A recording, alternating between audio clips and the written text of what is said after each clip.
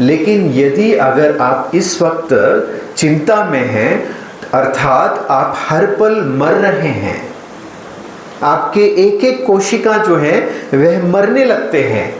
यदि आप अपनी कोशिकाओं को जिंदा करना चाहते हैं और 100 साल जिंदा रहना चाहते हैं तो अपने हृदय के द्वार खोले और बहुत दिल से, खुशी से अपने अंतरात्मा के आनंद को उजागर करें, उस परमात्मा की तरफ उन लहरों को पहुंचने दे।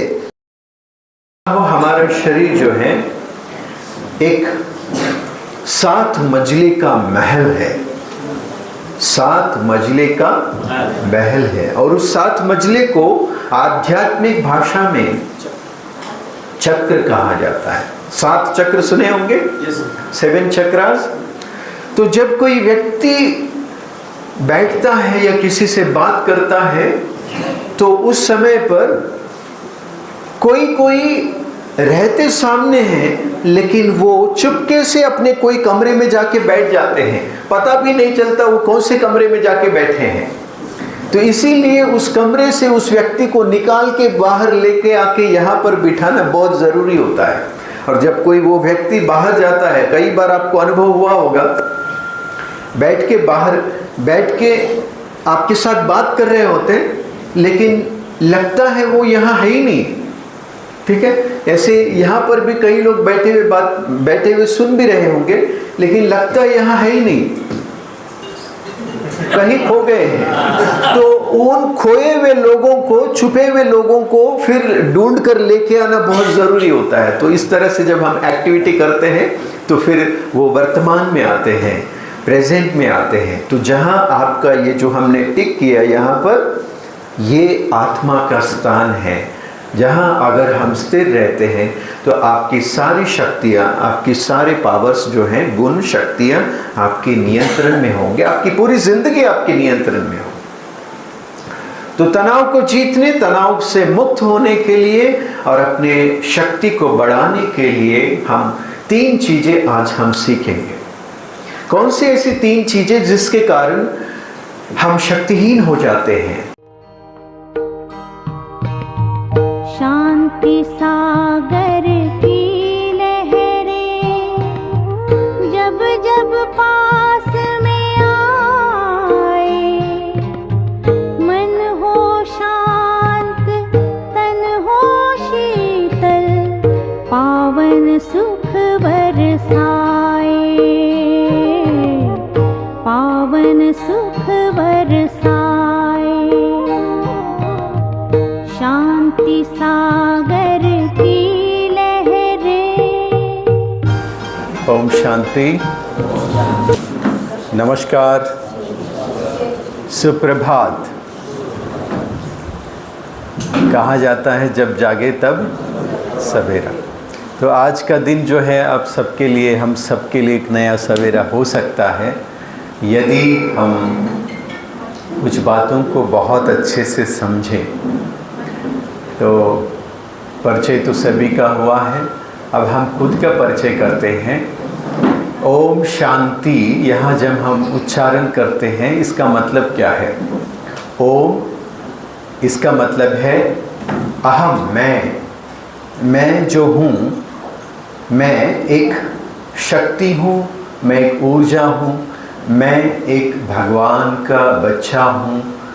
इस स्वरूप को स्थित हो जाना, मैं अहम।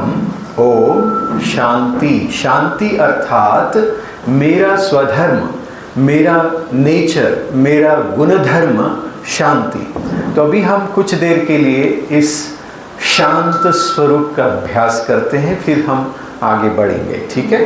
कमर इस तरह से सीधा रखें और दोनों हाथों को इस तरह से ऊपर रखें, घुटनों पर। कमर सीधी रखें।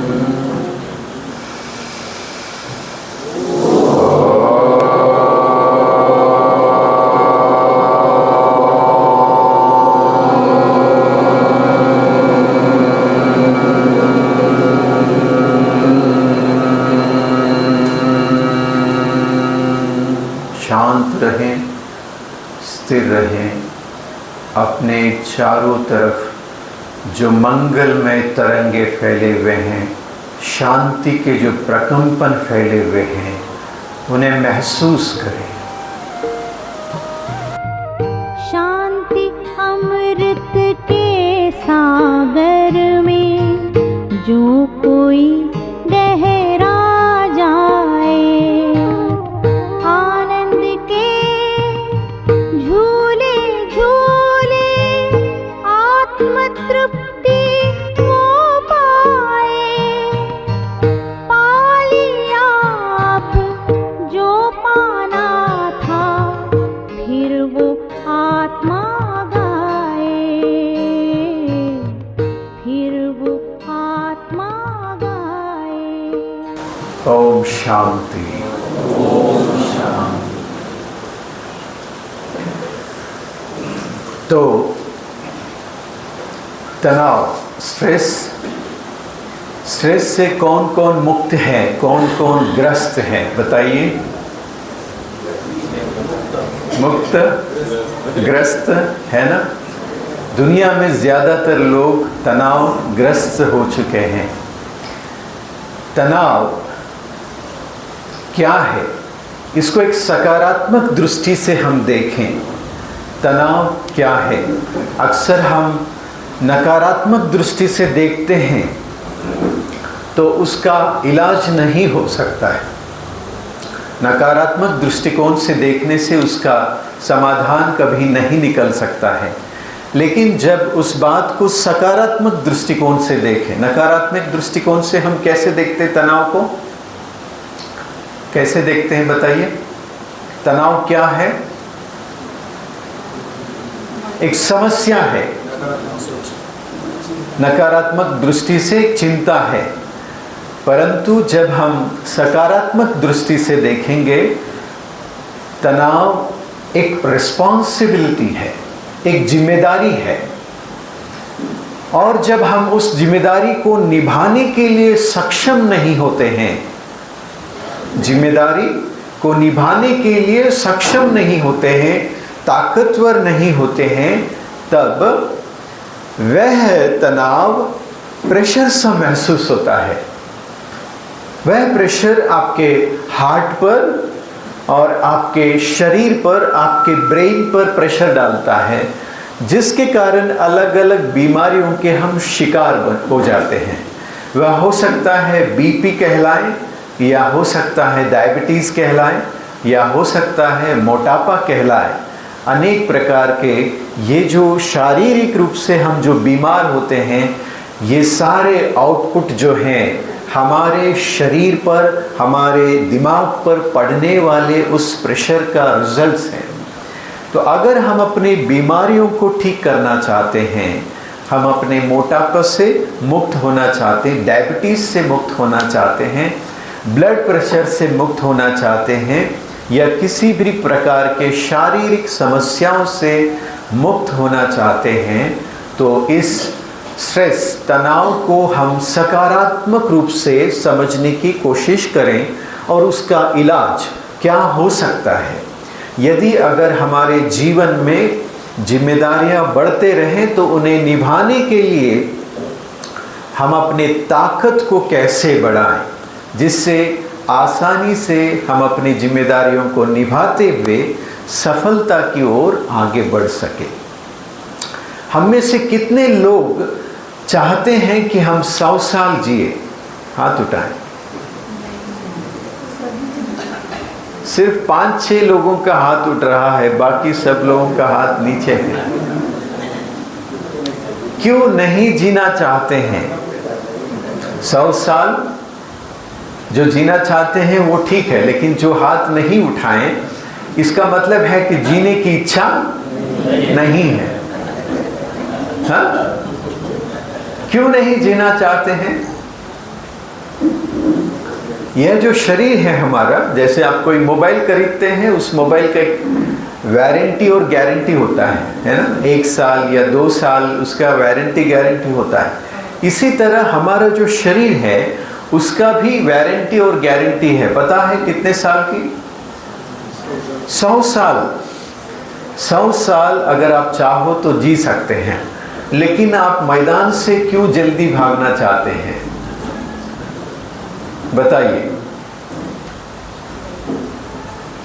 क्यों मैदान छोड़ के भागना चाहते हैं?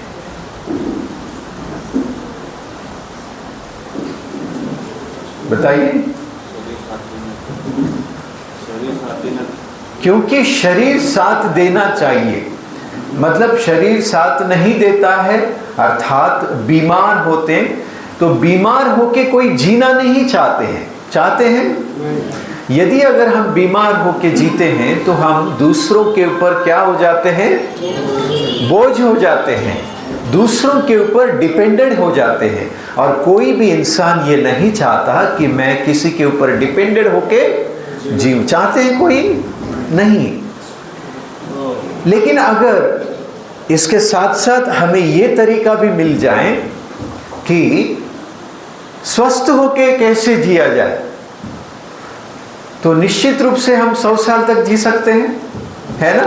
अगर हम स्वस्थ रहेंगे तो फिर किसी के ऊपर डिपेंडेंट ही नहीं होंगे, और जब डिपेंडेंट नहीं होंगे तो फिर बहुत अच्छे से आप 100 साल जी सकते हैं। किसने आपको फोर्स किया कि आप जल्दी मर जाओ? कोई कहते हैं कि आप जल्दी जल्दी चले जाओ? नहीं ना। हम सभी खुशी से जीना चाहते हैं, आनंद से जीना चाहते हैं, लेकिन चेहरे पर और आत्मा पर जो प्रेशर है उसे कैसे कंट्रोल करना है, उसे कैसे निकालना है, ये हमें पता नहीं है पूरी तरह। और यहाँ पर हम उस परमात्मा जो भगवान शिव से जो ज्ञान लेते हैं, उस ज्ञान से हम ये सीखते हैं कि तनाव को कैसे मैनेज किया जाए और हमेशा खुश कैसे रहें। आपके राइट हैंड सामने ले आइए और इसे इस तरह से घुमाइए। यूँ समझे कि ये आईना है और इस आईने में अपने चेहरे को देखें। वह चेहरा जो तनाव से भरा हुआ है, कैसा लग रहा है? अच्छा लग रहा है? जो टेंशन है, तनाव है, भय है, चिंता है, वैसा चेहरा अगर आप अपने आईने में देखते हैं तो कैसा लगता है? अच्छा नहीं लगता है ना। लेकिन जस्ट चेहरे पे मुस्कान लाइए, जस्ट चेहरे पे मुस्कान लाइए, दूसरे हाथ से इस तरह से अपने होठों को दूर करिए और मुस्कुराइए और देखिए आपका चेहरा कैसा दिख रहा है। दिख रहा है या नहीं दिख रहा है? और इस फौज में जब आप खुद को देखते हैं, मैं कहता हूं कि दुनिया में सबसे सुंदर हीरो और हीरोइन आप ही होंगे। होंगे या नहीं होंगे? इस तरह हमारा चेहरा हमेशा खिला हुआ होना चाहिए। और इसके दो उपाय होते हैं। यदि कोई तनाव से मुक्त होना चाहते हैं तो कई लोग टेम्पररी सॉल्यूशन ढूंढते हैं और कई लोग जो है परमानेंट सॉल्यूशन ढूंढते हैं। और आपको पता है टेम्पररी सॉल्यूशन ढूंढने वाले क्या करते हैं? लाफ्टर क्लब में जाते हैं और बाहर घूमने जाते हैं और कई ऐसे सुनाते हैं जो डॉक्टरों को भी सजेशन देते हैं। डॉक्टर साहब, आपके पास अगर कोई तनाव लेकर आते हैं, टेंशन लेकर आते हैं, तो उनको एक छोटा सा आप आसानी से एक छोटा सा ट्रिक उनको सिखाइए, यूँ तनाव भाग जाएगा। कैसे तनाव भागेगा? रोज़ रात को एक ग्लास सामने रख लें और उसको ले ले, बस तनाव मुक्त हो जाएंगे और वो जन्नत का अनुभव करेंगे। ठीक है?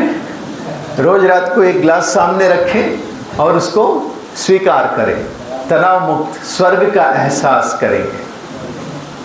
परंतु यहाँ पर फिर भी कई चेहरे जिन पर खुशी का झलक दिखाई नहीं दे रहा है। थोड़ा सा खुद को बाहर से यहाँ सामने ले आइए, खुद को बाहर से सामने यहाँ पर प्रत्यक्ष रूप में वर्तमान में ले आइए। कहीं बाहर नहीं जाए। आप शारीरिक रूप से तो आए ही हो, मानसिक रूप से भी यहाँ आ जाए। कुछ चीज़ें सीखने समझने का मौका यहाँ पर है। ऐसा वक्त, ऐसा समय, ऐसा भाग्य सबको नहीं मिलता है। आप कोई व्यक्ति को नहीं सुन रहे हैं, ना ही कोई वक्ता को सुन रहे हैं, बल्कि आपके अंतरात्मा को सुनने वाले हैं। कुछ बातें जो आप यहाँ सुनने समझने वाले हो, यदि वो बातें आप सुनते हैं समझते हैं तो वो सामने वालों को फायदे से ज़्यादा आपको फायदा होगा या नहीं होगा। इसीलिए आपको यहाँ पर अपने दिल के द्वार खोल के बैठना है। कैसे? दिल के द्वार खोल के बैठना है। जब आपके कोई पसंदीदा व्यक्ति मिलता है तो पहले आपका रिएक्शन क्या होता है? क्या होता है? एक दूसरे को देखिए, पहले आजू बाजू में एक दूसरे को देखिए, कैसे देखा आपने, चेहरा खिला या नहीं खिला। और यहाँ पर भी जब आप बैठे हैं तो सामने कोई व्यक्ति या वक्ता को नहीं देखें बल्कि आपके अंतरात्मा को देखें। और जब आप अपने अंतरात्मा से मिलते हैं तो बहुत खुशी होना चाहिए। ये जो आवाज़ आप सुन रहे हो किसी व्यक्ति और वक्ता की नहीं है बल्कि आपके अंतरात्मा की है। जो आपके अंतरात्मा निरंतर चाहते हैं कि मैं खुश रहकर जीऊं, इस जिंदगी को भरपूर आनंद से जीऊं, और वही अंतरात्मा आज इस भगवान के दरबार पर आपको लेके आई है। तो इसीलिए यहाँ पर चेहरे को सुखा करके नहीं बैठे। चेहरा जैसे सूखा सूखा, मरा मरा, फीका फीका ना हो। चेहरे में जान आ जाए, रूहानियत आ जाए, प्यार आ जाए, खुशी आ जाए, और उस तरह से बैठे। इसके लिए हम एक छोटा सा एक्टिविटी करेंगे ताकि आपकी चेहरा और आपका दिल का द्वार खुल जाए, जिसको हम क्या कहते हैं? जैसे कहते हैं लाख बीमारियों की एक दवा, लाख बीमारियों की एक दवा, वह है क्या? खुशी। ठीक है? और वह हमारा उम्र के साथ धीरे धीरे गायब होता आया है। तो अभी हम उस खुशी को यहाँ पर फैलाएंगे चारों तरफ। तैयार हैं सभी? तो अपने ही जगह पर उठ खड़े हो। तो आपको अपने घुटनों को टच करना है हाथों से और कहना है हा। ठीक है? कहिए हा। कमर को टच करें और कहें हा। भुजाओं को टच करें और कहें हा। और हाथों को ऊपर की तरफ ले जाएं और भगवान की तरफ देखें और अपने दिल की खुशी को जाहिर करें। क्या बात है। फिर आए, फिर से घुटने टच करें, घुटने।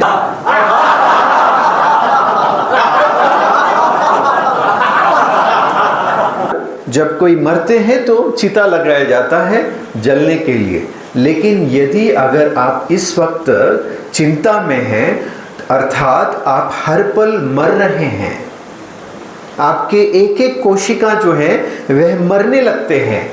यदि आप अपनी कोशिकाओं को जिंदा करना चाहते हैं और 100 साल जिंदा रहना चाहते हैं तो अपने हृदय के द्वार खोले और बहुत दिल से खुशी से अपने अंतरात्मा के आनंद को उजागर करें। उस परमात्मा की तरफ उन लहरों को पहुंचने दे। आए, फिर से घुटने टच करें। हा। कमर हा। भुजाएं हा। एक बार और, आए नीचे हा। कमर।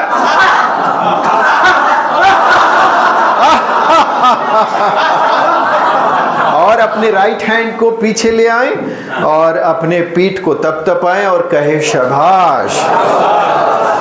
बहुत बहुत बढ़िया। एक बार जोरदार क्लैप करें अपने आप के लिए।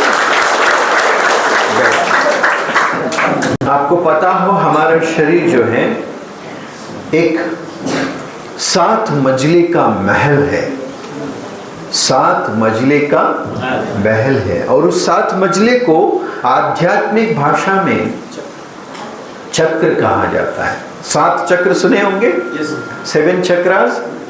तो जब कोई व्यक्ति बैठता है या किसी से बात करता है तो उस समय पर कोई रहते सामने हैं लेकिन वो चुपके से अपने कोई कमरे में जाके बैठ जाते हैं। पता भी नहीं चलता वो कौन से कमरे में जाके बैठे हैं।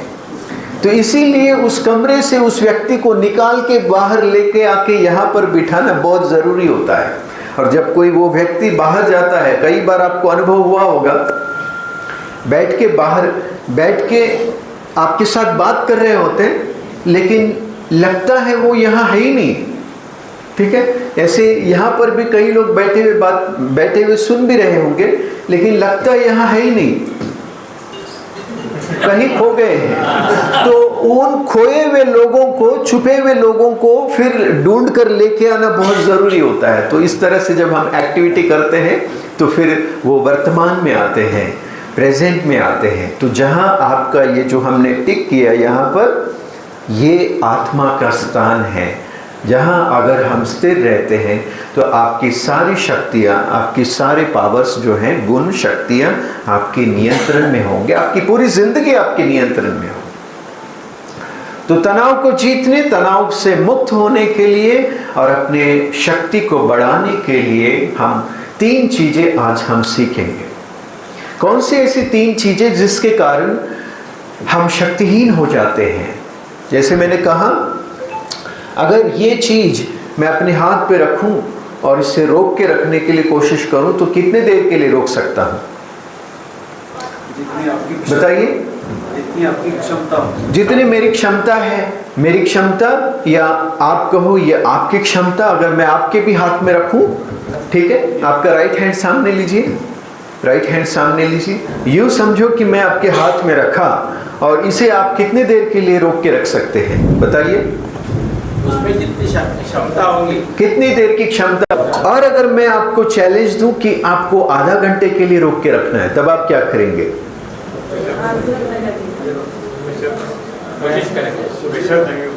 हाँ, इसमें प्रेशर लाएंगे, हाथ में जो है ताकत लगाएंगे और अच्छी तरह से, है ना। और अगर मैं और 10 मिनट और बढ़ा के रोक के रखने के लिए कहूँ तो तब आप क्या करेंगे? दूसरा हाथ का सहारा लेंगे, ठीक है, अर्थात आप अपनी ताकत को बढ़ाते हैं, है ना। और अगर मैं कहूं कि 1 घंटा और आपको अगर करना है, तब आप क्या कर सकते हैं?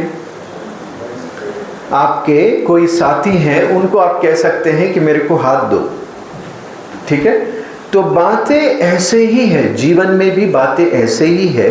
जब हमारे मन मस्तिष्क पर उन बातों को लेकर बैठते हैं, ये वैसे उतना वजनदार नहीं है, लेकिन जब उसको रख करके हम चलते हैं, फिरते हैं, तो वह भारी हो जाते हैं और हम बहुत शक्तिहीन हो जाते हैं।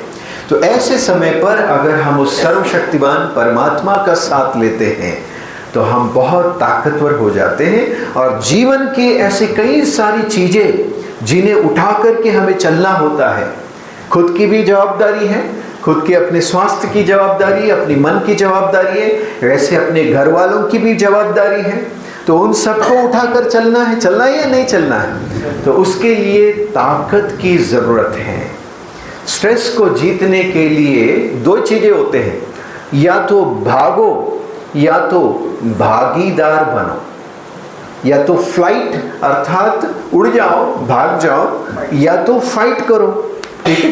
तो हमें ना फाइट करना है ना ही भाग जाना है, बल्कि हमें अपने ताकत को बढ़ाना है। और वो ताकत को बढ़ाने के लिए यहाँ हजारों भुजाओं वाला परमात्मा है, जिसका साथ लेने से हमारी ताकत कई गुना बढ़ जाता है और जीवन के समस्याओं को हम बहुत आसानी से हैंडल कर सकते हैं। तो तैयार है? परमात्मा की शक्ति का साथ लेने के लिए तैयार है? तैयार है? यस। तो सबसे पहले तनाव बढ़ने का कारण क्या है कि हम ब्रह्मांड के विरुद्ध चलते हैं। जैसे एक रोड है जहाँ से गाड़ियाँ आते हैं और दूसरी तरफ से गाड़ियाँ जाते हैं, 2 होते हैं, है ना। तो एक तरफ से गाड़ियाँ आते और दूसरी तरफ जाते हैं। और हम यदि विरुद्ध दिशा में चले, अपनी कार को ले या बाइक को ले, गाड़ियाँ जहाँ से आ रहे हो उस दिशा में हम लोग विरुद्ध में चले तो कितना तकलीफ होता है? होता है। लेकिन यदि अगर जिस रास्ते से गाड़ियाँ चल रहे हो उस बहाव में अगर आप जाते तो बहुत आसानी से आप मंजिल तक पहुंच सकते हैं। वहाँ पर ज़्यादा प्रेशर लेने की ज़रूरत नहीं, टेंशन लेने की ज़रूरत नहीं। इसी तरह ब्रह्मांड के नियम के साथ, यूनिवर्सल कानून के साथ यदि कोई जीना सीख ले तो अपनी जीवन की समस्याओं को बहुत आसानी से हैंडल कर सकते हैं। वह है जीवन का प्रवाह, सिद्धांत क्या है? प्रवाह। आपके हाथों को सामने लाइए, ऐसे दोनों हाथ प्रवाह करके दिखाइए, कैसे पानी जैसे बहता है ना, प्रवाहित होता रहता है। आपने सुना होगा बहता हुआ पानी हमेशा कैसा होता है, बताइए? बहता हुआ पानी फ्रेश, साफ, निर्मल। इसी तरह जो व्यक्ति निरंतर रूप से बहता रहे, समय के साथ आगे बढ़ते रहें, तो वह कभी भी तनावग्रस्त नहीं हो सकता। बहना अर्थात क्या है? प्रवाहित होना अर्थात क्या है? कई बातें, कई समस्याएं जिनको पकड़ के हम रखते हैं, कई बातें, किसी ने आपको कुछ कहा, ठीक है, 10 साल हुआ होगा लेकिन अभी तक वो मन से नहीं निकालते हैं। ऐसा होता है। जीवन में कुछ घटनाएं घटती हैं, वह घटनाएं शायद बहुत आपको तकलीफ दे के गए हो, लेकिन फिर भी उन बातों को हम भूलना नहीं चाहते हैं और भूलते नहीं हैं। ऐसी कई बातें, किसी ने आपका अपमान किया हो, दुख दिया हो, कई परिस्थिति आई हो, उन बातों को हम यूं पकड़ के रहते हैं और वहां पर ही हम ठहर जाते हैं। समय के साथ कभी हम आगे नहीं बढ़ते हैं। आज अपनी उम्र को ही देखिए, आपके शरीर की उम्र को। कईयों का 25 साल है, कई 30 के, कई 40 के, 50, 60, 70 के भी हैं। कभी आपने देखा है कि आपका उम्र कहीं रुक गया है? रुका है कहीं? वह एक धारा की तरह, एक प्रवाह की तरह निरंतर अपनी मंजिल की ओर बहता जा रहा है। लेकिन 10 साल पहले, 5 साल पहले, 3 साल पहले, 1 हफ्ता पहले आपको किसी ने कुछ कहा या कोई बात हुई, उस बात के वहाँ पर ही यदि आप रुक जाते हैं तो समय आपके लिए नहीं रुकेगा और ना ही उम्र आपके लिए रुकेगा। तो इसके लिए हमें वक्त के साथ आगे बढ़ने के लिए क्या करना होगा?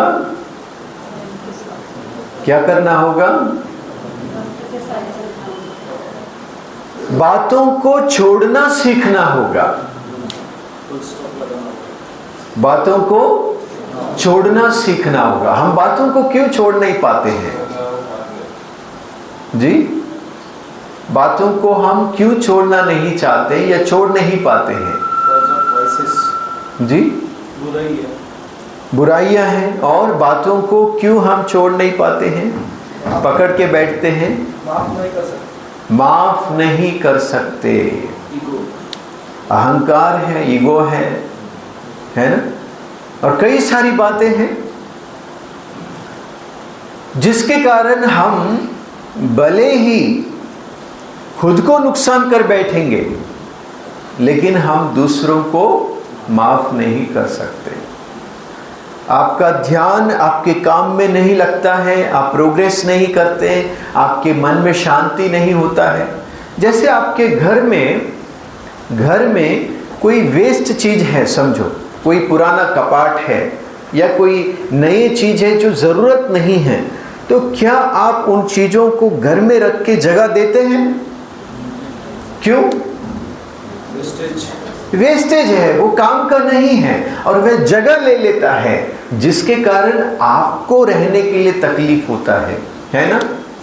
ऐसे ही किसी व्यक्ति या घटना के बारे में जो कई दिन पहले बीती हुई बातें हैं, उन बातों को जब आपके दिमाग के अंदर रखते हैं, बातें भी तो जगह लेते हैं ना, लेते हैं।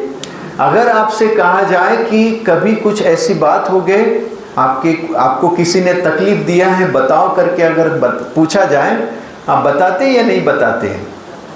बताते हैं ना। 10 साल पहले मुझे उसने ये कहा, या ये 1 महीने पहले उसने ये कहा। ये बात कहाँ से आती है? बाहर, अंदर से ही आता है ना। मतलब आपने वो अंदर डाल के रखा है ना। जैसे आपके मोबाइल में अगर आपने 10 साल पहले फ़ोटो निकाला होगा या 5 साल पहले फ़ोटो निकाला होगा तो तुरंत आप निकाल के दिखा सकते हैं, है ना। उस दिन देखो हमने फ़ोटो निकाला करके दिखा सकते हैं। क्योंकि वो आपके मोबाइल के अंदर है। इसी तरह कई बातें अगर आपको याद आते हैं, इसका मतलब है कि आपके मन के अंदर वो बातें अभी भी पड़े हैं। जैसे आप घर में चूहा मर जाए तो दुर्गंध आता है ना? तो कोई ऐसे हैं जो बहुत आनंद लेता हो, उस दुर्गंध में मज़ा आ रहा है? लेकिन अगर वो दिखाई न दे कि कहाँ पर वो चूहा मरा है, तब क्या करेंगे? हम फ्रेशनर लेके आएंगे और वो पुस करके चारों तरफ थोड़ा सेंट लगाएंगे, उसी में रहना शुरू रहेंगे? ढूंढना पड़ेगा। इसी तरह मन के अंदर कई सारी पुरानी बातें होते हैं जो आपको टेंशन देते हैं, स्ट्रेस में लाते हैं, परेशान करते हैं। उन बातों को निकालने के लिए आपको आपके मन के अंदर जाना पड़ेगा। मन क्या चीज़ है, आत्मा क्या चीज़ है, तो उसकी गहराई कैसे अंदर जाना, खुद को कैसे स्वयं का अध्ययन करना, यहाँ पर इस प्रजापिता ब्रह्मा कुमारी ईश्वरीय विश्वविद्यालय में बहुत गहराई से पढ़ाया जाता है।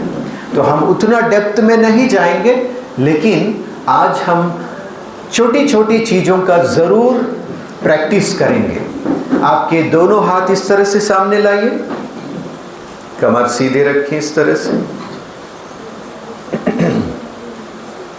आंखें बंद करें और जैसे मैं कहूँगा वैसे आप फील करेंगे। आंखें बंद करें, जैसे मैं कहूँगा वैसे आपको फील करना है। जैसे मैं कहूँगा वैसे आपको फील करना है। आपके जीवन भर में जिस किसी ने भी कभी आपको तकलीफ़ दिया हो, दुख दिया हो, ऐसा एक व्यक्ति हो या कितने भी व्यक्ति हो, उन व्यक्तियों को सामने अनुभव करें।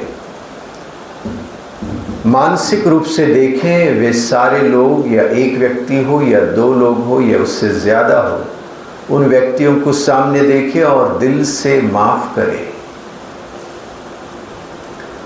बड़े दिल से माफ़ करें, उनके लिए नहीं बल्कि अपने ऊपर दया करने के लिए। और संकल्प करें भगवान उसे सद्बुद्धि दे, वह अपने कल्याण और दूसरों के कल्याण करने के लिए मार्ग पर चले। उसके जीवन में जो भी तकलीफ़ें हैं वो सब मिट जाएं, वो निरोगी रहें, वो खुश रहें, कदम कदम पर उसको सफलता मिले, उसके परिवार सहित वो आनंदित रहें। खुले दिल से उसे माफ़ करें, बड़ा बने, कल्याण हो। धीरे से आंखें खोले। वो लोग आप आए सामने। अगर वो नहीं आए तो क्या होगा? अगर वो नहीं आए क्या होगा? या फिर वो आए भी होंगे लेकिन आपने उन्हें माफ़ नहीं किया तो क्या होगा? देखिए, हमारे दो स्थान हैं, एक जो निरंतर चलते हैं। आपकी राइट हैंड हो हृदय पे रखिए। देखिए यहाँ पर आवाज़ सुनाई देता है आपको। यस, कौन सा आवाज़ है? जोर से बोलिए। लब डब बोलिए। लब डब, लब डब आवाज़ सुनाई देता। वैसे ही दूसरा स्थान है, यहाँ पर हाथ रखिए। निरंतर यहाँ सोच चलता रहता है, वे विचार चलते रहते हैं। ये है आपका दिल और ये है आपका क्या है? दिमाग। तो अगर कोई काम आपको करना है, आपको आगे बढ़ना है, मेहनत करना, ये दोनों चीज़ें आपके फोकस्ड होना चाहिए। दिल और दिमाग आपकी काम में लगना चाहिए। लेकिन अगर आपने किसी व्यक्ति के साथ नफरत किया या क्रोध किया या उसने आपको कोई दुख दिया, तो आप क्या करेंगे? उनको अपने दिमाग में स्थान देंगे। समझ में आ रहा है? और जब भी वो आपके सामने गुजरेंगे तो आप दिमाग से देखेंगे उनको, दिल से नहीं देखेंगे। इसीलिए आपका चेहरा खिलेगा नहीं, है ना? आपको कोई किसी ने दुख दिया हो, तकलीफ दिया हो, वो सामने आते ही आपका चेहरा कैसा होता है? आपके चेहरे पे मुस्कान आता है क्या? नहीं, क्योंकि वो आपके दिल में नहीं बैठे हैं। कहाँ बैठे हैं? दिमाग में बैठे हैं। और जो दिमाग में व्यक्ति बैठेगा वो निरंतर आपकी शक्ति खींचता रहेगा, आपकी दिमाग की शक्ति खींचते रहेंगे। जो शक्ति आपके प्रोग्रेस में लगना चाहिए, आपकी उन्नति में लगना चाहिए, एकाग्रता में लगना चाहिए, वह शक्ति आप जिसे माफ नहीं करना चाहते हैं उनको आप देते रहते हैं। नुकसान उनका नहीं हो रहा है, किसका हो रहा है? आपका हो रहा है। तो कृपा करके खुद के ऊपर कृपा करें। क्या करें? जोर से बोलिए। कृपा करके खुद के ऊपर कृपा करें, उनके ऊपर कृपा नहीं करें। खुद के ऊपर कृपा करें, खुद को मुक्त करने के लिए। जब बातों को हम पकड़ के रखते हैं, इसका मतलब है बातें हमारे लिए बहुत बड़े हो गए, हम बातों के सामने बहुत छोटे हो गए। समझ में आ रहा है? बातें यूं घटती हैं, होते हैं, बीत जाते हैं, बहुत छोटी हैं। बातों के सामने हम बहुत बड़े। खुद को विराट बनाएं। आप कोई साधारण व्यक्ति नहीं हैं, आप उस भगवान के बच्चे हैं, ईश्वर का संतान हैं, बड़े दिल वाले हैं। इसीलिए बातों को छोटा बनाएं और बड़ा बनते हुए आगे बढ़े। पहला चीज क्या करना है? हाथ आगे लाइए। क्या करना है? हाँ, जोर से बोलिए। क्या करना है? बहते जाना है, प्रवाहित होते रहना है, रुकना नहीं है कहीं पर। ये पहला कंडीशन है। एक बार उठ खड़े हो अपनी जगह पे। आपके दोनों ही हाथों को इस तरह सीधा ऊपर ले आएं, एक दूसरे को लगे नहीं, ख्याल रखें। और आराम से पहले श्वास लीजिए, छोड़िए। श्वास लेते हुए हल्के से आपके राइट साइड में बेंड हो जाए इस तरह से।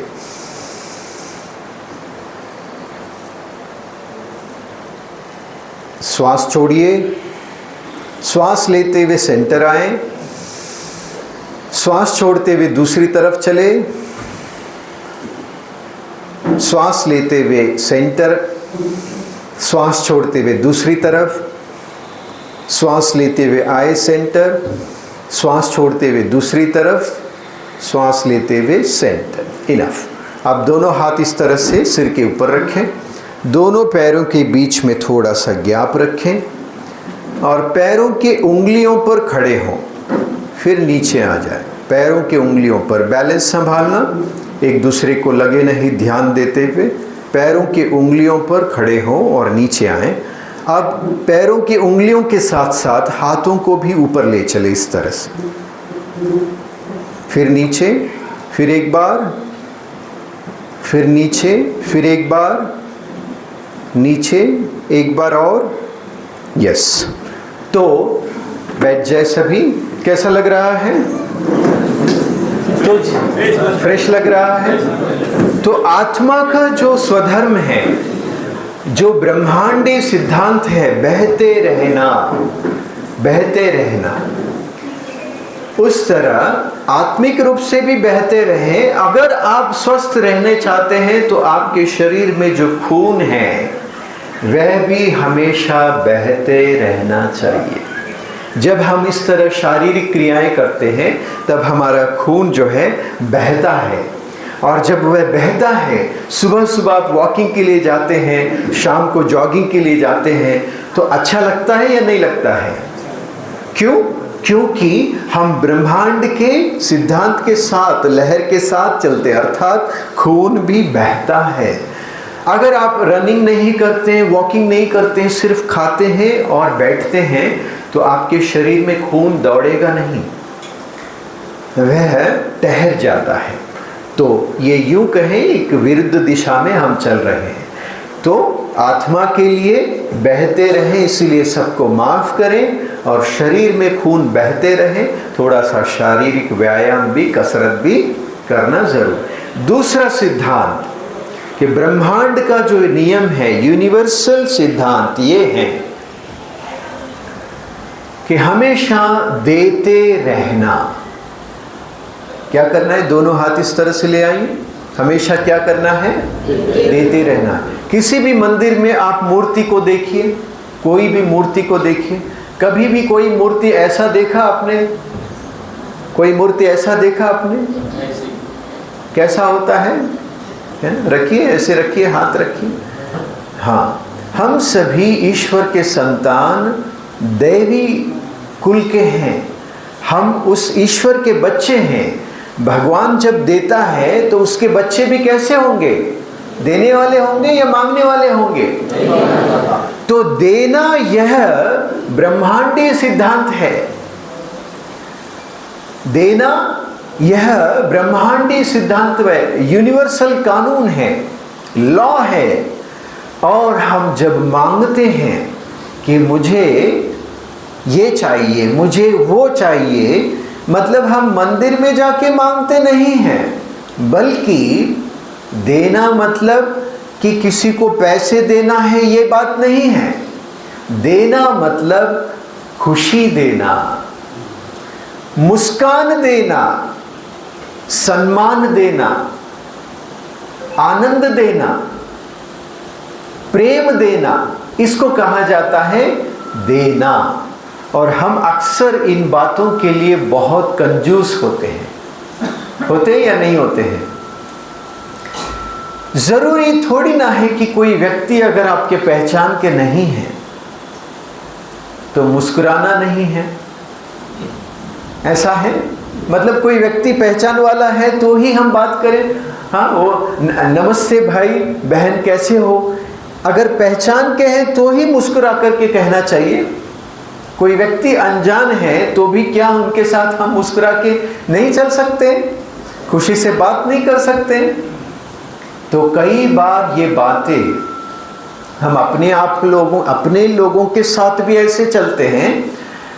पहचान के नहीं है उनका तो छोड़ो, लेकिन जो पहचान के हैं उनके साथ भी हमारा सिर्फ चेहरे पर मुस्कान लाना भी हमारे लिए बहुत बड़ा चैलेंज हो जाता है। सोचिए, देना क्या है?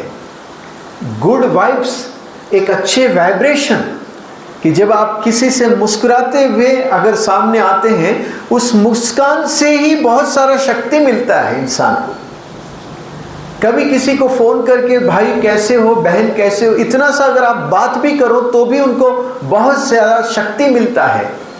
लेकिन हम कई सारी बातों को लेकर के कभी भी इन चीज़ों को देना नहीं चाहते हैं। चीज़ें असली धन नहीं है। असली धन आपके संकल्प है, आपकी भावनाएं हैं। जरूरी नहीं है कि 1 करोड़ रुपए आप किसी को दो, 1 लाख रुपए, 10,000 रुपए किसी को दो, नहीं, बल्कि आपकी खुशी, आपकी शुभ भावनाएं, आपके प्रेम, आपका सम्मान दूसरों को देना, ये बहुत बड़ा क्या है? ये बहुत बड़ा ब्रह्मांड के सिद्धांत को फॉलो करना है। यदि आप अगर जैसे यहाँ पर भी कुछ लोग बैठे हुए हैं, जैसे मैंने शुरुआत में ही कहा है, बैठे हैं कहीं खोए हुए हैं, मालूम ही नहीं है कहाँ चले गए हैं, चेहरा पूरी तरह से सूखा। वो खुद के लिए भी खुशी नहीं दे सकते हैं, वो दूसरों को क्या दे पाएंगे? जरूरी नहीं कि आप हाथ से दो, बल्कि आपका होना ही देना है। जैसे दीपक जलता है, जरूरी नहीं है कि दीपक अपने चारों तरफ प्रकाश फैलाने के लिए जलता हो, वह सिर्फ खुद को जलाने के लिए जल रहा है, लेकिन साथ में प्रकाश भी फैला रहा है। सूरज अपनी जगह जल रहा है, लेकिन पूरे जग में प्रकाश फैला रहा है। और वो घर घर में घुस करके रोशन नहीं करता है कि इनके घर में जाऊं, उनके घर में जाऊं, नहीं, अपने जगह से वह प्रकाशित करता है। इसी तरह जब हम जहाँ पर भी हैं, अगर हम अंदर से खुश हैं, तो इसका मतलब है कि हमारे चारों तरफ वह खुशी के तरंगे फैलते हैं। यदि अगर आप दुखी हैं, अंदर से दुखी हैं, तो आपके व्यवहार से तो दुख देंगे ही, लेकिन बैठे बैठे आपके विचारों से भी आप दुख दे रहे हैं। जिनके घर में बहुत ज़्यादा तनाव है, आप उनके घर में जाकर के देखिए कैसा लगता है। उनके घर में आपको रहने के लिए भी मन नहीं करेगा। लेकिन यदि आप मंदिर में जाके देखिए कैसा लगता है, जैसे यह भगवान का मंदिर है, यहाँ आके आपको कैसा लगता है? अच्छा लग रहा है? शांति, प्रेम, आनंद, खुशी का महसूस होता है। जैसे मंदिर में जाते भी वही पॉजिटिव वाइब्रेशंस फील होते हैं। ऐसे ही यदि हमारे घर में कोई आए, उन्हें बार बार हमारे घर में आने का मन करे। कब करेगा? जब उन्हें हमारा घर मंदिर जैसा अनुभव हो। और वो तब होगा जब उस मंदिर में रहने वाले आप देवता जब बहुत खुशी से, आनंद से, शांति से जीने लगे। लेकिन यदि अगर आप तनाव में हैं तो आपके साथ साथ आपका सारा वाइब्रेशन, जहां आप रहते वहां का वातावरण भी पूरी तरह तनाव से भर जाता है, टेंशन, दुख से, भय से भर जाता है। इसीलिए यह सीखना जरूरी है। क्या सीखना है? देना है। क्या देना है? क्या देना है? खुशी देना है, प्रेम देना है, आनंद देना है। राइट हैंड सामने लाइए। हाँ, आपके आजू बाजू में जो लोग हैं, भाई भाई के साथ और बहन बहन के साथ हाथ मिलाएं और खुशी दें चेहरे से। हाँ, खुशी के वाइब्रेशन दें। कैसा महसूस हो रहा है देखिए, एक बार चेहरे से चेहरा मिलाइए, आंखों में आके डालिए। यस, कैसा लग रहा है? और उन्हें गुड विशेष दीजिए, गुड विशेष दीजिए। फिर से हाथ मिलाइए और कहिए आप बहुत लकी आत्मा है। कहिए आप बहुत खुश नसीब है। कहिए आप बहुत तकदीरवान है। कहिए आप बहुत हिम्मत वाले हैं। कहिए कैसा लग रहा है? इस तरह हमें खुशी देना है, आनंद देना है, प्रेम देना है। जब अगर कोई सामने वाला व्यक्ति आपके सामने नीरस होकर के आवे ना, थक करके, हार करके आए, लेकिन आपकी बातों में इतना ताकत हो कि उसके अंदर फिर से खड़े होने की हिम्मत आ जाए कि मैं फिर से जीऊंगा और मैं फिर से कुछ करूंगा, कुछ बनूंगा, ऐसा हिम्मत आ जाए। लेकिन उनके साथ साथ यदि आप भी अगर नेगेटिव बातें बोले, वो आके आपको कहें कि भाई कैसे हो, तो आप वो बोलेगा क्या करे, बहुत तकलीफ है, ऐसा है, वैसा है। आप भी बोलने लगे हाँ यार मेरे भी ज़िंदगी में भी ऐसे ही है, तो वो ऑलरेडी गिरा हुआ है, आप भी गिरे हुए हो, दोनों ही खड्डे में गिरते जाएंगे। उनके अंदर हिम्मत भरना है, आशा जगाना है, तो उसके लिए उसको सहारा चाहिए। और वह सहारा आपके शुभ संकल्प, आपके शुभ भावनाएं। धन नहीं देना, नोट निकाल के नहीं देना, 10,000 1,000 ले लो करके, नहीं, जरूरत नहीं है। सहारा आपके शुभ संकल्प है। तो ये दूसरी चीज है। अब आपके दोनों हाथों को इस तरह से सामने लाइए, दोनों हाथ ऊपर की तरफ। आपके लेफ्ट हैंड को राइट साइड में खींचें इस तरह, रोक के रखना है। फिर दूसरी तरफ रोक के रखना है।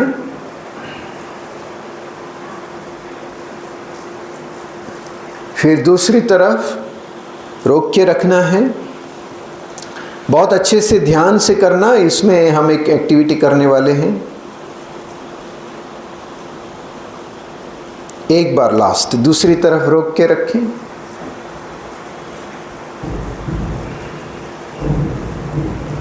अब आपके दोनों हाथों को अपने घुटनों पे रखिए और ध्यान दीजिए, भुजाओं से हाथों में ध्यान दीजिए। क्या फील होता है?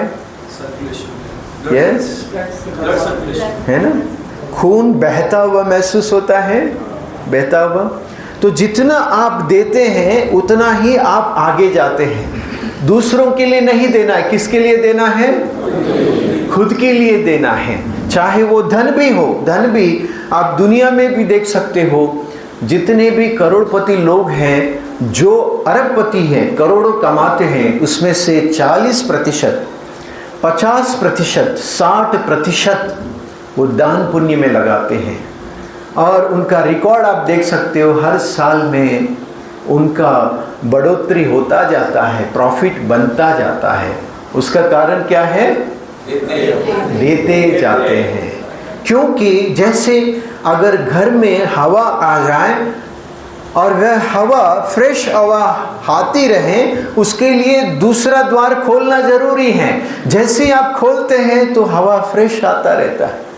इसी तरह आपके सामने कोई आए तो आपके दिल के दरवाजे क्या करना है? सामने दोनों हाथ ले आइए इस तरह से, हाँ खोलिए दिल के दरवाजे, इस तरह से खोलिए फिर एक बार, बहुत सुंदर। और हमेशा हाथ कैसा होना चाहिए? इस तरह से। हम देने वाले हैं, भगवान के बच्चे देने वाले हैं। तीसरी चीज, जो ब्रह्मांड के विरुद्ध इंसान चलता है तो तनाव ग्रसित हो जाता है, वह है कि इंसान कभी भी सीखने के लिए तैयार नहीं होता है। कि समझते हैं कि हम बहुत कुछ जानते हैं, हमें बहुत कुछ मालूम है, इस वजह से वह आगे नहीं बढ़ पाता है। यह जो जीवन है, यह जो जीवन है, वह जीवन हमेशा हमें आगे बढ़ाने के लिए भगवान ने बनाया है, एक जगह पे ठहरे रहने के लिए नहीं है। जैसे बारिश हुआ तो पानी नीचे तालाब में भर गया, उसके बाद क्या होगा? धूप से भाप बन करके बादल का रूप ले लेगा और वह बादल दूसरे जगह पे जाए और बारिश हो जाए गरजते हुए, फिर नीचे आ गया, फिर बहता जाता है, तो वो कहीं ठहरता नहीं है। इसी तरह अगर आपको जीवन में आगे बढ़ना है, आपको धनवान बनना है, गुणवान बनना है, संपत्तिवान बनना है, सभी गुणों के खजानों को डेवलप करना है, तो आपको ये गुणवत्ता लानी होगी, सीखना होगा, पढ़ाई करना होगा। देखिए क्या होता है, जब तक आप सीख रहे थे तब तक आपका दिमाग डेवलप हो रहा था। जब आप 7वीं कक्षा में थे तो जो पढ़ाई पढ़ते थे, ठीक है ना, 10वीं का एग्जाम नहीं दे सकते थे, दे सकते थे? 7वीं कक्षा में थे तो 10वीं का एग्जाम नहीं दे सकते थे।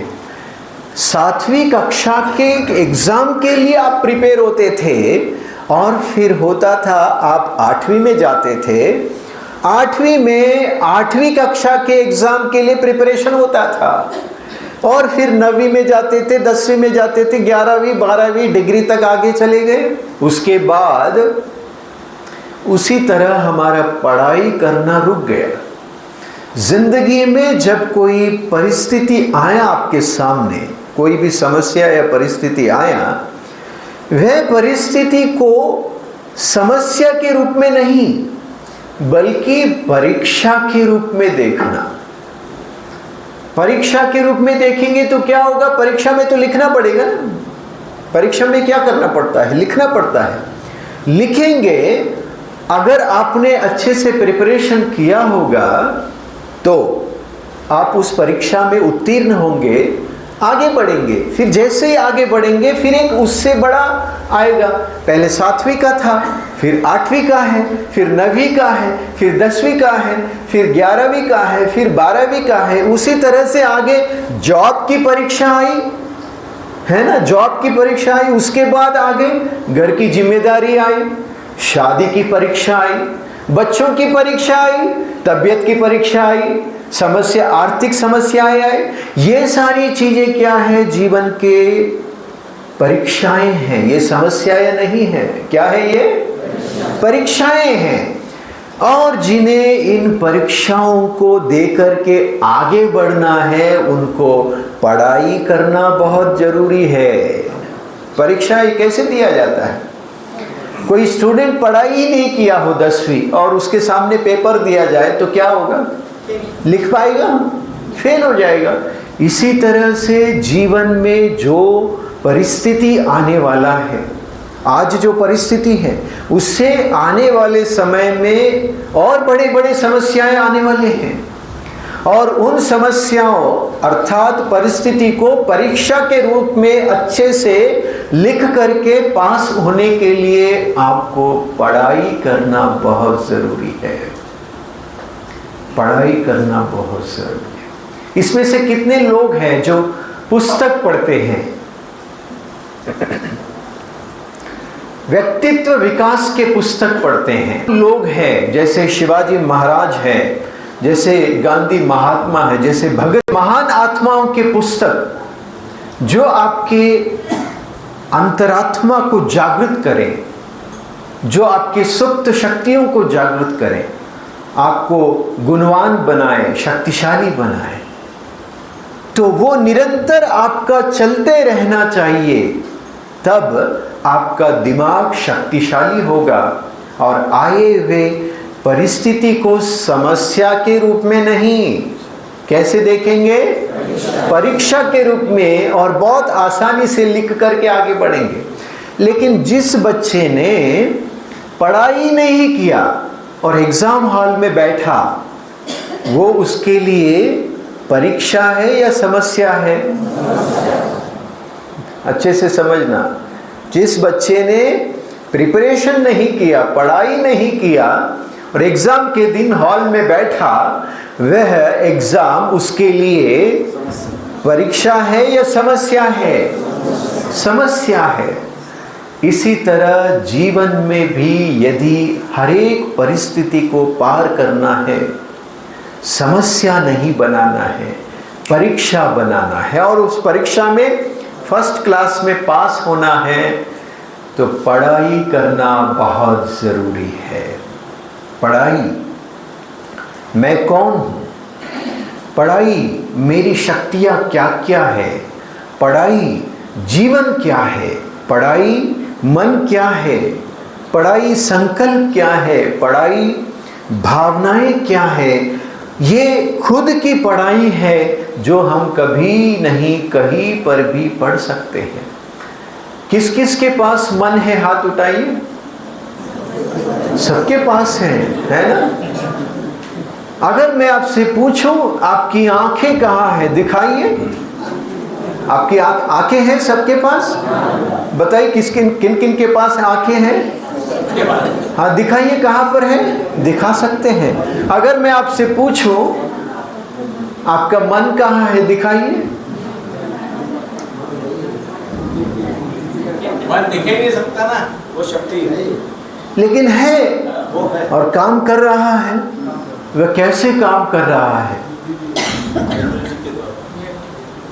वो कैसे काम कर रहा है? वह घबराता क्यों है? वो डरता क्यों है? गुस्सा क्यों आता है? ये सारी चीजें कभी हमने पढ़ाई की इसके बारे में? कोई स्कूल में जाकर के पढ़ाई किया? मन क्या चीज है? संकल्प क्या चीज है? विचार क्या चीज है? भावनाएं क्या चीज है? उन्हें कैसे नियंत्रण करना है? कोई स्कूल में जाके पढ़ाई किया आपने? नहीं किया है, क्योंकि हमारी पढ़ाई सिर्फ 10वीं 11वीं 12वीं तक हुआ, और वो भी पढ़ाई बाहर की जगत की पढ़ाई है, साइंस सोशल ये वो करके, लैंग्वेज समाज की पढ़ाई है। खुद का पढ़ाई कभी नहीं किया हमने। लेकिन दुनिया में एकमात्र ऐसा विश्वविद्यालय है जहाँ पर खुद के बारे में पढ़ाया जाता है। मैं कौन हूँ, मेरी शक्तियाँ क्या क्या है, मेरे मन में क्या चलता है, और उस चलते हुए भावनाओं को, उन चलते हुए विचारों को कैसे नियंत्रण करना है, यहाँ पर सिखाया जाता है। ये एकमात्र ऐसा विश्वविद्यालय है जहाँ स्वयं भगवान परमात्मा यहाँ पढ़ाते हैं। और कई सारी गलतफहमियाँ होने के कारण लोगों के मन में कि इसे अलग तरीके से, अलग नज़रिए से देखते हैं कि यहाँ पता नहीं क्या पढ़ाते हैं, क्या समझाते हैं।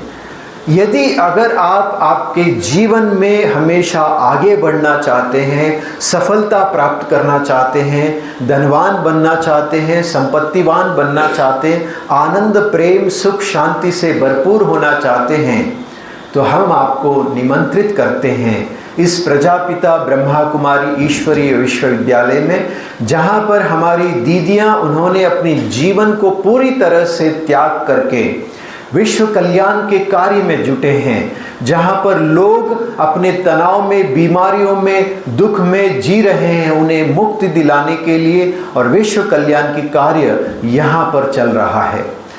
तो यहाँ अभी हम कुछ देर के लिए राजयोग का अभ्यास करेंगे, 2-4 मिनट के लिए। कितने देर के लिए आप लोग बैठ सकते हैं तो उस हिसाब से हम सेशन को आगे ले सकते हैं। 7:30 बज रहा है, क्योंकि आपकी अनुमति से हम आगे चलेंगे। ये ना हो कि आपको कोई ज़बरदस्ती फील हो कि हमको यहाँ पर बिठाया गया हो। आनंद आ रहा है या तकलीफ हो रहा है? आनंद आ रहा है? 9 बजे तक चले? हाँ, क्या बात है। भाई जी के लिए जोरदार क्लैप करें। 9 बजे तक नहीं चलेंगे, टेंशन नहीं ले।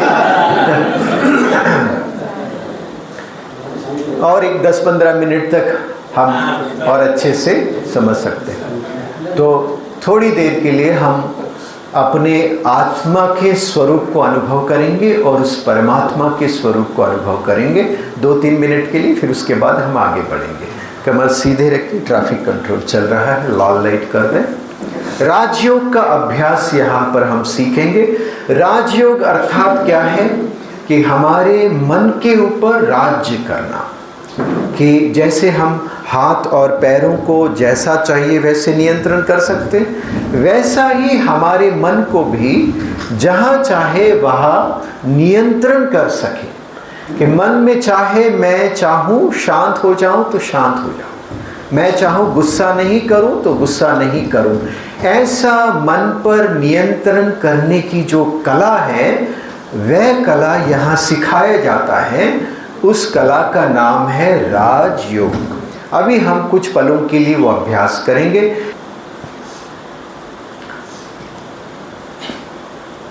एक गहरी श्वास ले और आराम से छोड़े।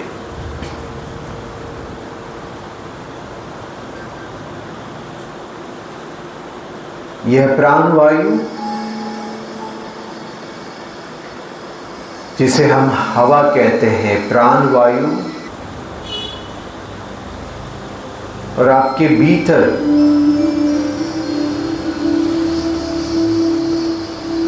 आपके शरीर के एक एक कण में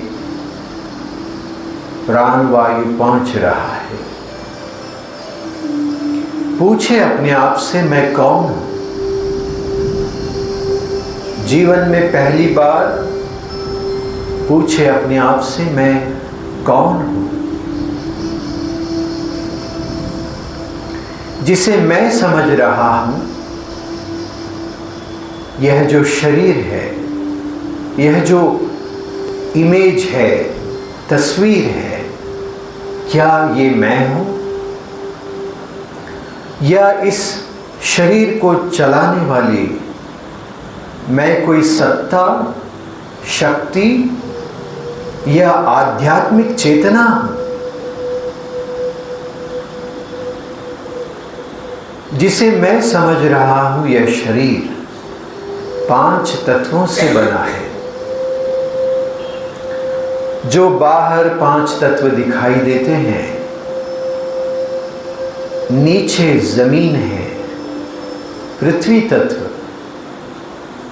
उस जमीन के ऊपर पानी है, जल तत्व,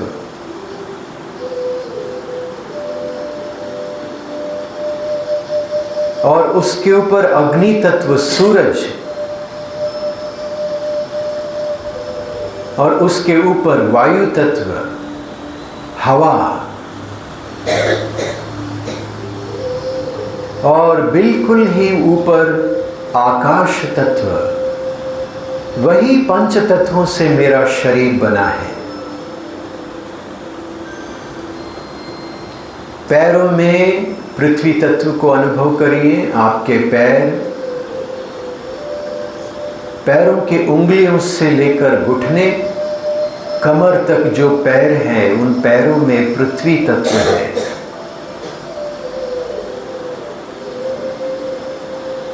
पेट के निचले भाग में जल तत्व है।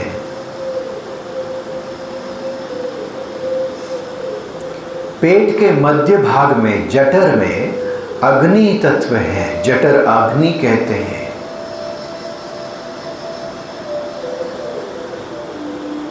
पेट के ऊपरी भाग हृदय स्थान भुजाओं तक वायु तत्व है।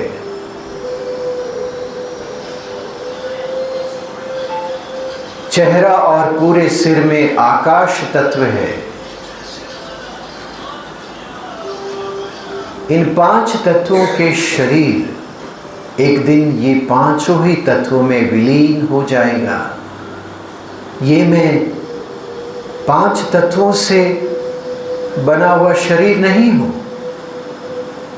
बल्कि 5 तत्वों से बने हुए शरीर को चलाने वाले एक आध्यात्मिक सत्ता, एक ऊर्जा, मैं एक आत्मा हूं जो नयनों के बीच में जहां तिलक लगाते हैं वह स्थान है आत्मा का, जहां आत्मा एक दिव्य प्रकाश में ज्योति के रूप में जगमगाता रहता है, जिसका कभी मृत्यु नहीं होता है।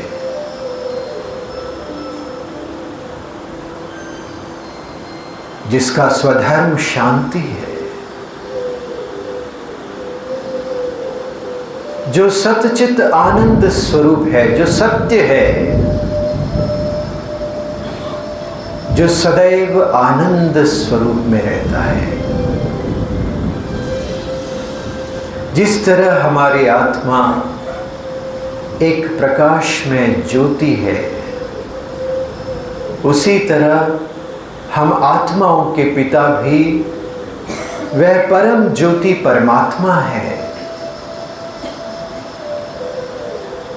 वह परमात्मा जो कभी जन्म और मृत्यु के खेल में नहीं आता,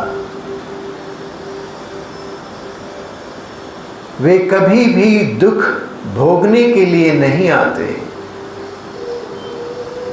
वह परमात्मा हमें जन्म और मृत्यु के कर्म बंधनों से मुक्त करने के लिए आते हैं।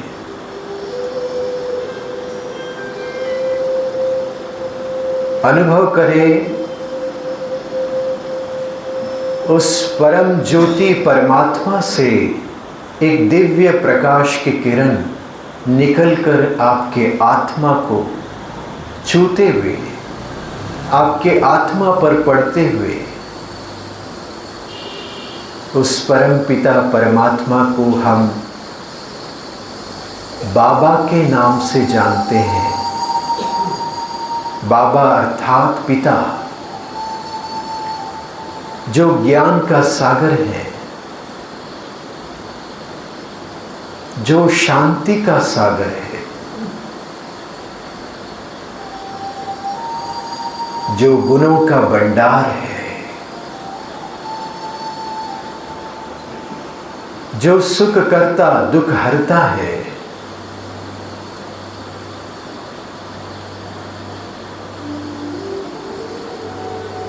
उस परम ज्योति से एक दिव्य प्रकाश का किरण अपने आत्मा पर पड़ते हुए अपने बाबा से मिलन मनाए, अपने पिता से मिलन मनाए। अनुभव करें आपकी आत्मा और आपका पूरा शरीर पंच तत्व पवित्र होने लगे, शांत होने लगे, परमानंद का अनुभव करें।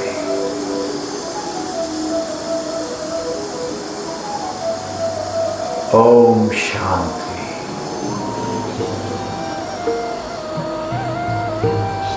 धीरे से आंखें खोले, सागर में जो कोई गहरा जाए, आनंद के नमस्कार। झूले झूले कैसे सभी आनंदित, चेहरा बिल्कुल हमेशा खिला हुआ। तो अभी हम कुछ चीजें जो सचमुच ऐसा होता है, जो ब्रह्मांड के साथ बहते हैं, वो कैसे जीते हैं, वो दूसरों के लिए कैसे प्रेरणा देते हैं, उनको हम सुनते हैं, देखते हैं। केरला में, केरला स्टेट पता है, केरला राज्य, वहाँ पर उस राज्य में एक महिला है जिनकी आयु लगभग 93-94 है। कितना? इसमें कोई है 93-90 के ऊपर के कोई? वह महिला, उस उम्र में लोग कमरे में बैठे रहते हैं, है ना, कहीं बाहर निकलने के लिए भी सोचते नहीं हैं, लेकिन वह महिला स्कूल में जाकर के बच्चों के साथ बैठ के पढ़ाई करती है और बच्चों से ज़्यादा मार्क्स ले आती है और उन्हें राष्ट्रपति के द्वारा सम्मान दिया जाता है। क्या आप सोच सकते हैं ऐसी उम्र में कोई पढ़ाई करे और वो स्कूल में जाकर के? तो ये है प्रवाहित रहना, आगे बढ़ना, सीखना। देखते हैं प्रैक्टिकल में उनके वीडियो को। स्कूल में बताया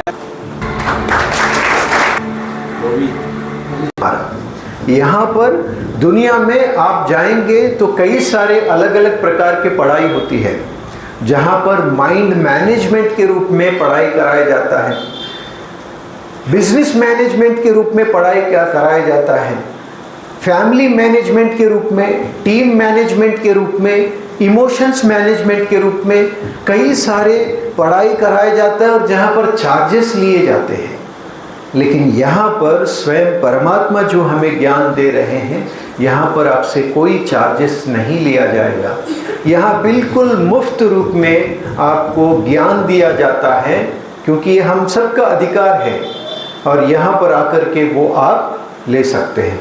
तो लास्टली एक तो ये मानसिक रूप से, आत्मिक रूप से बताया, और दूसरा अगर आप शारीरिक रूप से, यह शरीर एक बहुत ज़बरदस्त अस्त्र है, यदि इसका अगर हम सही इस्तेमाल करें तो आप 100 साल बहुत अच्छे से जी सकते हैं। तो 5 कुछ चीज़ें हम समझेंगे, फिर उसके बाद हम पूरा करेंगे। 10 मिनट का वक्त पूरा करें। हाँ, तो जैसे आपके राइट हैंड यहाँ सामने ले आइए। तो जैसे मैंने कहा कि 5 तत्व हमारे शरीर में हैं, 5 तत्व, ऐसे 5 ही उंगलियों में 5 तत्व है। बड़ी उंगली है आपका अग्नि तत्व, दूसरी वायु तत्व, तीसरी कहिए आकाश तत्व, क्या है, चौथा जो है पृथ्वी तत्व, पांचवा, पहला क्या है बताइए, दूसरा, तीसरा, चौथा, पांचवा जल तत्व। ये 5 ही चीजें हैं। तो अगर आप इन 5 तत्वों के गहराई में, तो हम यहाँ आगे पढ़ेंगे, जो लोग यहाँ पर रेगुलर आएंगे उनको गहराई में पढ़ाया जाएगा, लेकिन फिर भी अगर आप इन 5 तत्वों को स्वस्थ रखना चाहते हैं तो 5 नियमों को शॉर्टली हम समझेंगे, फिर पूरा करेंगे। तो पहला, जैसे पैरों में पृथ्वी तत्व को अनुभव किया था, पैरों में, तो हम में से कितने लोग हैं जो भोजन जल्दी जल्दी खाते हैं? हाथ उठाइए। जल्दी जल्दी खाते हैं, फटाफट खाते हैं, है ना? तो ये गलत तरीका है, गलत पद्धति है, जिसके कारण आपके शरीर जो है वह रोग प्रतिकारक शक्ति कभी डेवलप नहीं होगा, जल्दी आप बीमार पड़ सकते हैं। इसके लिए आपका भोजन जो है आप अच्छे से चबा चबा करके खाएं, जिससे आपके भोजन में, खाने में, यह जो लार होता है, हमारे सलाइवा जिसको कहते हैं, वह मिक्स होने से आपका खाना अमृत बनेगा, जिससे आपके शरीर में रोग प्रतिकारक शक्ति अर्थात बीमारियों से लड़ने की ताकत डेवलप होगा। तो आज से क्या करेंगे? भोजन के लिए वक्त देंगे, कितना? कम से कम 20 मिनट। अगर वक्त ज़्यादा है तो 25 मिनट तक आप वक्त दें। पहला ये आदत। दूसरा, जो पानी हम पीते हैं उस पानी को भी ठंडा पानी नहीं पीना। कितने लोग पीते हैं ठंडा पानी? फ्रिज का पानी पीते हैं। अक्सर होता है बाहर से हम घाई जल्दी आ गए तो तुरंत फ्रिज का निकाल के, तो ठंडा पानी कभी नहीं पीना है और खड़े होकर के पानी नहीं पीना है। खड़े होकर के पानी पिएंगे तो घुटने का तकलीफ होगा, बहुत जल्दी घुटने का प्रॉब्लम शुरू होगा। और जो लोग ठंडा पानी पिएंगे उनको पेट से संबंधित बीमारियां शुरू होंगे, एसिडिटी, गैस पैदा होना, पेट साफ ना होना, ये सारे प्रॉब्लम्स होंगे। तो आज के बाद पानी कैसे पिएंगे? बैठ के पिएंगे और ठंडा पानी नहीं पिएंगे, सादा पानी पिएंगे। और खाने के साथ में पानी कभी नहीं पिएंगे। खाने के साथ कितने लोग पानी पीते हैं? हाथ उठाइए। हाँ, इससे आपकी रोग प्रतिकारक शक्ति बहुत जल्दी डाउन हो जाता है, आप जल्दी बीमार पड़ोगे, बुखार आना, थकावट होना, ये सारा जो प्रॉब्लम्स है इस वजह से होंगे। तो आज से क्या करेंगे? खाने के साथ में पानी नहीं पीना और खाने के 1 घंटे के बाद पानी पीना। क्लियर? सभी याद रखेंगे? कृपा करके अपने ऊपर कृपा करना है। क्या करना है? कृपा करना है। चौथा चीज़, जो आप बैठे हो, जैसे आप बैठे हो आप श्वास की गति को चेक करिए। आपके राइट हैंड को हृदय पे रखिए, ऐसे सिर्फ श्वास जो चलता है उस श्वास को देखिए। श्वास कैसे ले रहे हैं, कैसे कितनी मात्रा में प्राणवायु अंदर आता है जाता है, उस श्वास को देखिए। अब उसी हाथ को पेट के ऊपर रखिए और सिर्फ ध्यान दीजिए, बस करना कुछ नहीं, ध्यान दीजिए, ध्यान दीजिए बस। ठीक है? अभी आपको अंदाजा आया है, हृदय पे देखा आपने, पेट पे देखा, अब सीधे बैठ जाइए। अब आपके हाथ को हृदय पे रखिए, आप श्वासों के ऊपर ध्यान दीजिए।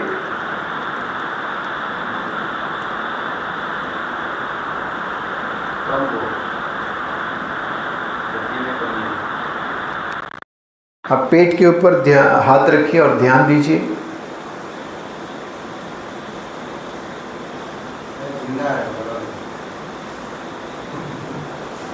क्या फील हो रहा है? कुछ महसूस हो रहा है? अगर अभी आपने अगर यहाँ पर हाथ रखा पेट पर, तो अगर आपका हाथ आगे आता है और पीछे जाता है तो इसका मतलब आपके श्वास की गति ठीक है। लेकिन अगर आप जो है इस तरह से जब बैठते हैं तो पेट तक प्राणवायु पहुंचता नहीं है, तो ऑक्सीजन भरपूर मात्रा में नहीं लेने के कारण उस वजह से भी आपकी इम्यूनिटी पावर डाउन हो जाता है। मस्तिष्क में प्रॉपर तरीके से ऑक्सीजन ना पहुंचने के कारण दिमाग चलना बंद हो जाता है। इसके लिए शरीर में भरपूर मात्रा में ऑक्सीजन चले, प्राणवायु चले, इसके लिए आपको ठीक तरह से बैठना ज़रूरी है। और ये चेक करना ज़रूरी है कि जब आप श्वास लेते हैं तो यहाँ तक आपका प्राणवायु जाना चाहिए।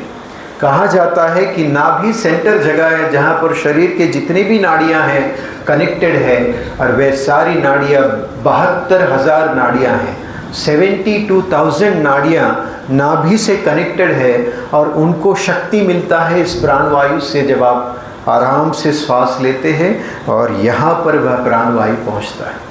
तो इसीलिए कोशिश करना है जहाँ पर भी बैठे आप कैसे बैठेंगे? सीधा बैठे, कमर सीधा रहेगा तो आप ज़्यादा मात्रा में प्राणवायु ले सकते हैं। कमर को टेढ़ा करेंगे तो थोड़ी मात्रा में आप प्राणवायु ले सकते हैं, जो कि प्राणवायु बहुत बड़ी ज़रूरत फूड है, खाना है। और लास्ट है कौन सा? ये हो गया वायु तत्व, ठीक है। ये हो गया अग्नि तत्व। अग्नि तत्व के बारे में आप जो खाना खाते हैं शाम को जितना हो सके जल्दी भोजन खाएं। रात को 10 बजे कौन कौन खाते हैं? हाथ उठाइए। 9:30 बजे कौन कौन खाते हैं? 9 बजे कौन कौन खाते हैं?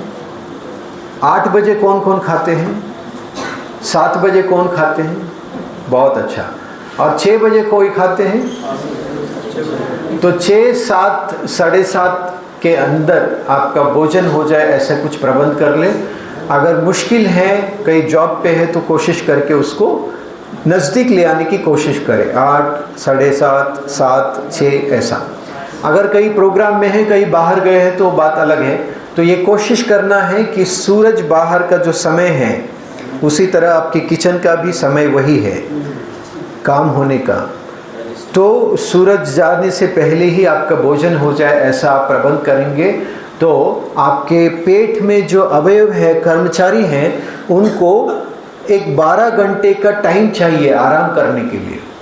शाम को 6-7 बजे उनको छुट्टी मिलेगा तो कल सुबह 6-7 बजे तक थोड़ा आराम करेंगे, लेकिन आप खाते रहेंगे, वो लोग ओवर ड्यूटी करते रहेंगे, थक जाएंगे, जिससे आपकी पाचन शक्ति कम हो जाएगा और इससे भी कई सारी बीमारियां, डायबिटीज़, एसिडिटी, बीपी सभी आ जाएंगे। लास्ट जो है पैरों में कौन सा तत्व है, उसके ऊपर कौन सा तत्व है, जल तत्व, उसके ऊपर अग्नि तत्व, उसके ऊपर वायु तत्व के लिए सीधा बैठना ये हम सीख गए, अग्नि तत्व के लिए रात को जल्दी खाना सीख गए, पानी तत्व के लिए पानी कैसे पीना है, कभी नहीं पीना है वो सीख गए, पृथ्वी तत्व के लिए चबा के खाना है। लास्ट जो है आकाश तत्व, आकाश अर्थात शून्य, जहाँ पर कुछ नहीं है, विशाल है ना।